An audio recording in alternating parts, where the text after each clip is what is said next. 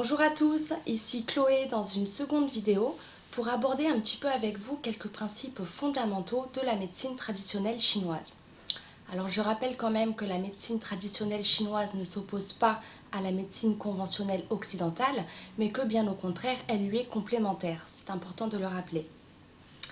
Je vais commencer par dire quelques mots ici sur la place de l'homme, la place qu'il occupe au sein de l'univers, selon les principes de pensée et de philosophie orientale, où l'homme est en effet considéré comme un carrefour énergétique entre les énergies du ciel, les énergies célestes, et les énergies de la terre, qui évoluent selon les cycles de la nature et du temps.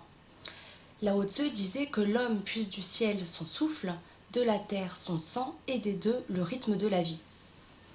La notion de ki, de chi, d'énergie vitale ou de prana, comme on l'appelle en Inde, apparaît alors indissociable des conditions de la libre circulation du souffle dans l'espace entre le ciel et la terre, selon les cycles de la nature et du temps. Il faut savoir que l'étude du ciel a depuis toujours influencé la pensée de l'homme ainsi que la médecine traditionnelle chinoise et que le temps était déjà alors considéré comme quelque chose de cyclique, de circulaire et non comme quelque chose de linéaire comme on en a l'impression. Il n'y a donc en réalité pas de passé, pas de futur, seul le moment présent est une réalité, d'où l'importance de venir mettre sa pleine conscience dans le moment présent selon les principes de philosophie bouddhiste et taoïste. Alors le taoïsme, qu'est-ce que c'est? Eh bien c'est Lao Tzu qui en est le maître fondateur en 600 ans avant Jésus-Christ. Et le Tao, c'est ce qui symbolise l'unité, l'équilibre, l'harmonie au-delà de la dualité du yin-yang.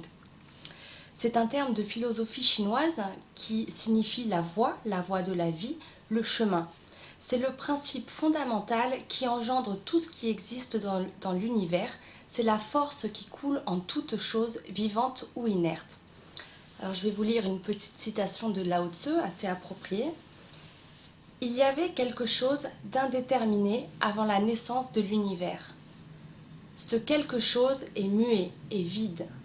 Il est indépendant et inaltérable. Il circule partout sans se lasser jamais.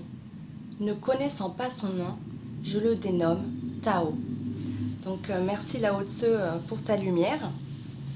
Pour dire quelques mots sur le yin-yang, eh bien l'harmonie est maintenue dans le tout grâce au yin et au yang. Ce sont deux forces complémentaires en éternel changement qui constituent le tout, l'unité.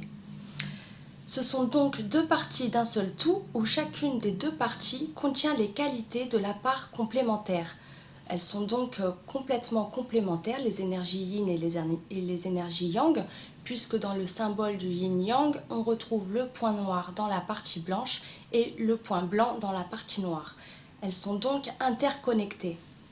D'où l'importance de ne pas séparer le yin et le yang, on parle bien du yin-yang, d'autant plus qu'en Occident, on a l'habitude de parler de la dualité. Ici, il s'agit plus de complémentarité et de non-opposition. Au yin, on attribue généralement les caractéristiques du principe féminin. On y attribue l'obscurité, la nuit, la lune, la profondeur, ce qui est caché, lourd, le froid, l'hiver, les couleurs bleues, les couleurs froides, l'immobilité, la lourdeur, etc., etc., en comparaison aux énergies yang, auxquelles on attribue les caractéristiques de la clarté, du jour, du soleil, le principe masculin, le découvert, le superficiel, le mouvement, le léger, etc., etc. La notion de comparaison est importante puisque une femme est rattachée à l'énergie yin en comparaison à un homme qui va plus exprimer les énergies yang.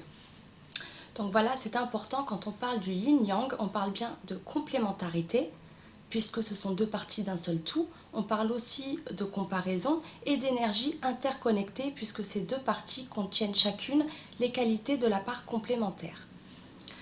La médecine traditionnelle chinoise est également basée sur des lois énergétiques qui mettent au devant de la scène l'expression de 5 mouvements, de 5 éléments, le bois, le feu, la terre, le métal et l'eau. En médecine chamanique, on parle plus de 4 éléments, l'eau, l'air, la terre et le feu, mais c'est ce que nous verrons plus en profondeur dans de prochaines vidéos. D'ici là, n'hésitez pas à consulter ma page Facebook fleurdevichatouzen.com ou bien mon site internet www.fleurdevichatouzen.com. D'ici là, joie et lumière dans vos cœurs. À bientôt.